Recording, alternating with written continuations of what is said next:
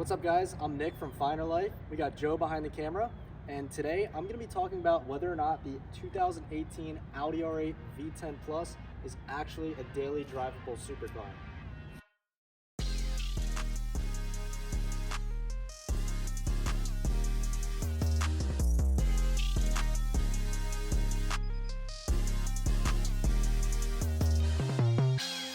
So obviously with the engine in the back, there's no trunk back there. We only have the front trunk.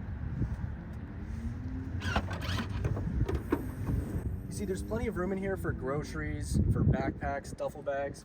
This is my backpack that I use every day for work. See, it fits in there no problem. It's not gonna fit a large suitcase. You might be able to squeeze a carry-on in there. Let's check out the storage on the interior. So in the interior, we'll start off with this little storage compartment here. This is good if you want to put your cell phone in there while it's charging. You have two USB ports in there. We also have the cup holders here. This is pretty annoying because while you're driving, if you have a cup or a water bottle in the cup holder, you're not going to be able to put your elbow here. So it's a little awkward while driving. We also have a storage shelf right behind me with some netting there, so you can fit a few things back there.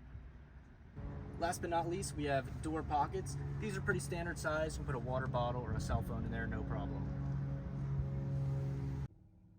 The second generation R8 uses Audi's virtual cockpit system, so there's only one screen here. There's no screen in the middle. It's not a touchscreen, so it relies on physical controls, both on the steering wheel and in the center. It's not bad, however, there's definitely some room for improvement here. With any daily driver, visibility is important. The front end visibility is great on this car, however, there's no front camera. The only camera we have is the reverse camera, which is in a terrible spot. When you're backing into a parking spot, you're going to be turning the wheel, completely obstructing the view of the camera. Rear visibility is pretty good on this car. However, there are massive B-pillars that do get in the way, and there's no blind spot monitors on this car, so it does get a little hard to see at times. So with any daily driver, you want it to be comfortable. These seats are the most comfortable seats I've ever sat in a supercar.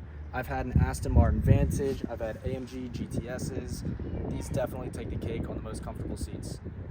In comfort mode while you're driving, it's very smooth. You're not going to trick anybody into thinking it's an S-Class, but all things considered for a 610 horsepower supercar, it's nice and smooth. Speaking of horsepower, with great power comes great fuel economy. Not so much. So Audi says you get about 14 city, 22 highway miles per gallon. I'm getting about 11 to 12 miles per gallon, but I do mainly city driving, so it kind of makes sense. So one thing that surprised me about this car is the ride height. The ride height in the front end is actually pretty good. So I have not scraped on anything. It's low enough to look good, but it's still functional. This car does not have a front end lift, so it's nice that you have that little bit of extra room so you don't scrape on anything.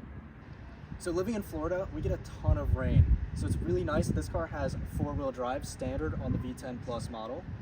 Uses Audi's Quattro system, so it's extremely reliable, and when you're taking off, it rips.